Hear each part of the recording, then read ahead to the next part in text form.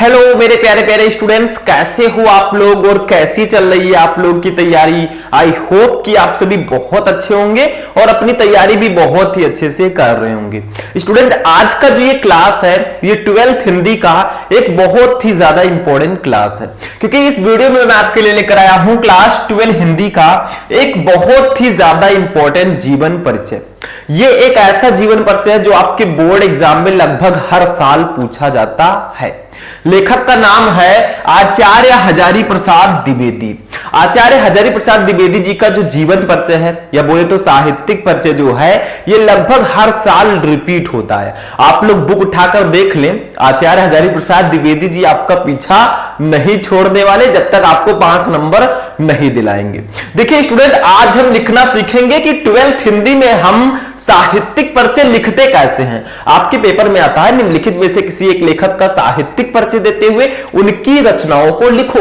ठीक है, तो आज हम आचार्य हजारी प्रसाद द्विवेदी जी को लेकर आए हैं। कैसे लिखेंगे इनका जीवन परिचय, साहित्यिक परिचय और इनकी रचनाओं को। बहुत सारे स्टूडेंट कंफ्यूज रहते हैं, सर जीवन परिचय क्या होता है, साहित्यिक परिचय क्या होता है और इनकी रचनाएं कैसे लिखते हैं। तो टेंशन बिल्कुल मत लेना जब तक हैं हम। तो चलिए देखते हैं। सबसे पहले जीवन परिचय, सबसे पहला हेडिंग जो हमारा होगा, किसी भी लेखक का या किसी भी कवि का अगर आप साहित्यिक परिचय लिखते हैं या जीवन परिचय लिखते हैं तो आपको सबसे पहला हेडिंग डालना है छोटा सा जीवन परिचय।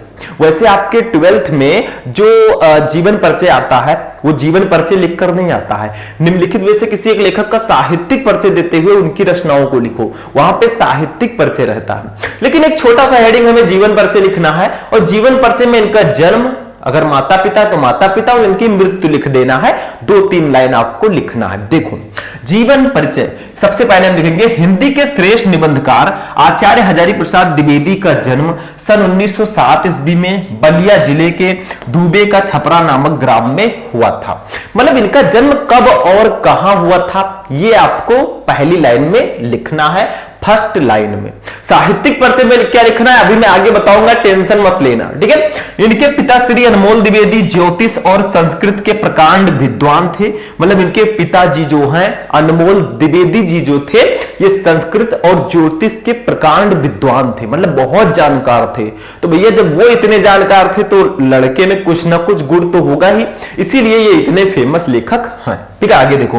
हजारी प्रसाद द्विवेदी का 19 मई 1979 ईस्वी को रोगड़ता के कारण स्वर्गवास हो गया और हमारे बीच जो हजारी प्रसाद द्विवेदी जी जो हैं वो 19 मई सन 1979 ईस्वी को उनका स्वर्गवास हो गया।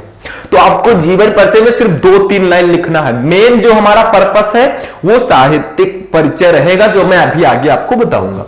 तो जीवन परिचय में हमने उनका जन्म देखा, जन्म स्थान देखा, ठीक है, उनके पिता का नाम देखा और उनकी मृत्यु को देखा। ठीक है, बस ये जीवन परिचय आपका कंप्लीट हो गया। नेक्स्ट हेडिंग जो हमारा रहेगा उसको देखते हैं।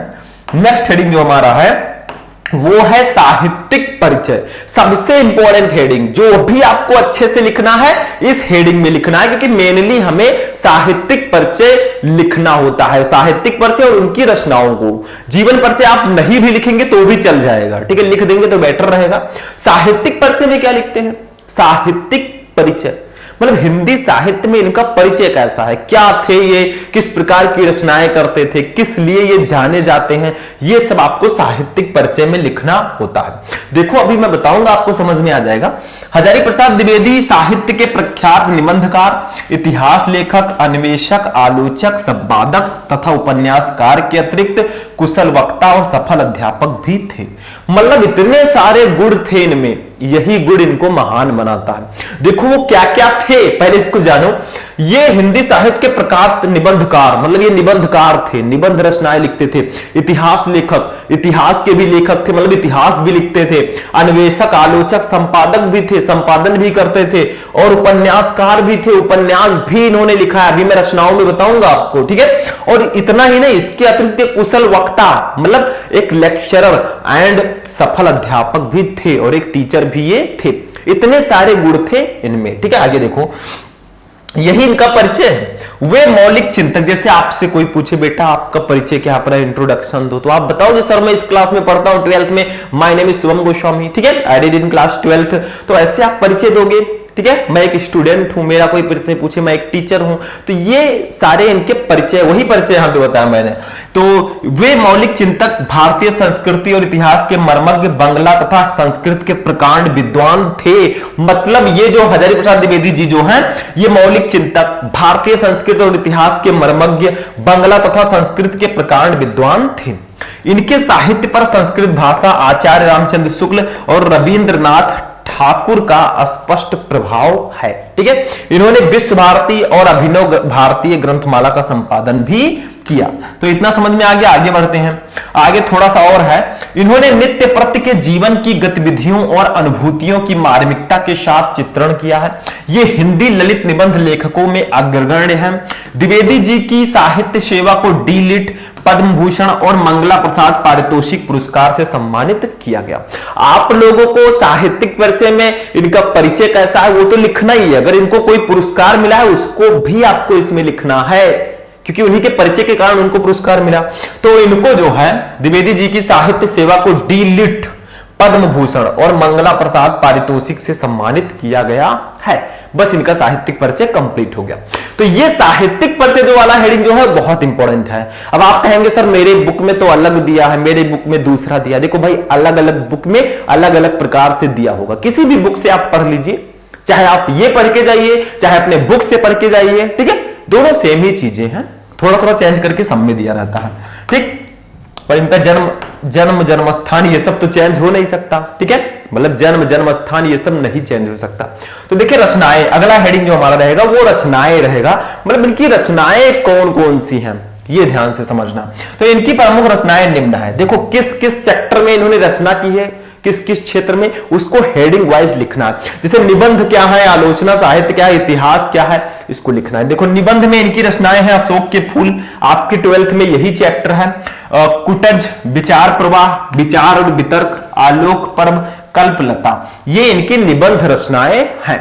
उसके बाद में आलोचना साहित्य में सूरदास, कालिदास की लालित्य योजना, कबीर, साहित्य सहचर, साहित्य का मर्म, ये इनकी आलोचना साहित्य की रचनाएं हैं।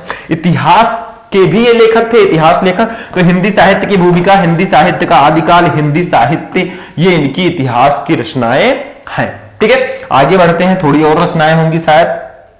ये देखो उपन्यासकार भी थे तो उपन्यास भी लिखे। ठीक है, तो बाण भट्ट की आत्मकथा, चारुचंद्र लेख, पुनर्नवा और रामदास का पोथा, ये इनकी उपन्यास की रचनाएं हैं। देखो सिर्फ इधर से सुन के इधर से निकाल मत देना, जीवन परिचय में तो ये काम आएगा ही, साथ में जो हिंदी गद्य साहित्य के ऑब्जेक्टिव क्वेश्चन जो आते हैं स्टार्टिंग में, बहुविकल्पीय प्रश्न इसी से रिलेटेड आ सकते हैं। क्वेश्चन आ सकता है कि इनमें से कौन सी रचना हजारी प्रसाद द्विवेदी जी की है। बाण भट्ट की आत्मकथा, आपको ऑप्शन दिया रहेगा, फट से टिक कर देना, लिख देना। ठीक है, तो ऑब्जेक्टिव क्वेश्चन में भी इनकी रचनाओं से रिलेटेड क्वेश्चंस आते हैं।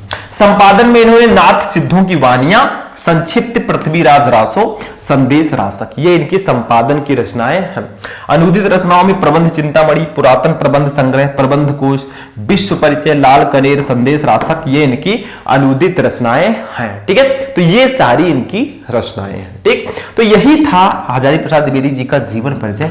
मैंने पूरा आपको समझाया। सबसे पहला हेडिंग आपका जीवन परिचय का रहेगा छोटा सा, उसमें इनका जन्म स्थान, पिता और इनकी मृत्यु को लिख देना है। फिर साहित्यिक परिचय सबसे मेन हेडिंग रहेगा, इसमें आपको इनका साहित्य में कैसा परिचय वो लिखना है। ठीक है, फिर इनकी रचनाओं को डायरेक्टली लिख देना है और आपका 5 नंबर कंप्लीट हो जाएगा। तो इस प्रकार से आपको किसी भी लेखक या कवि का जीवन परिचय लिखना होता है। बाकी जो बचे हैं, जो इंपॉर्टेंट लेखक या कवि हैं, अगर आप लोग कमेंट करेंगे, इस वीडियो को लाइक करेंगे, तो मैं उन पर भी क्लासेज आपको प्रोवाइड करा दूंगा। तो आज का क्लास कैसा लगा? बहुत इंपॉर्टेंट क्लास था। तो आज का क्लास यहीं पर फिनिश होगा। फिर हम लोग मिलेंगे नेक्स्ट वीडियो में नेक्स्ट टॉपिक के साथ। तब तक के लिए जय हिंद।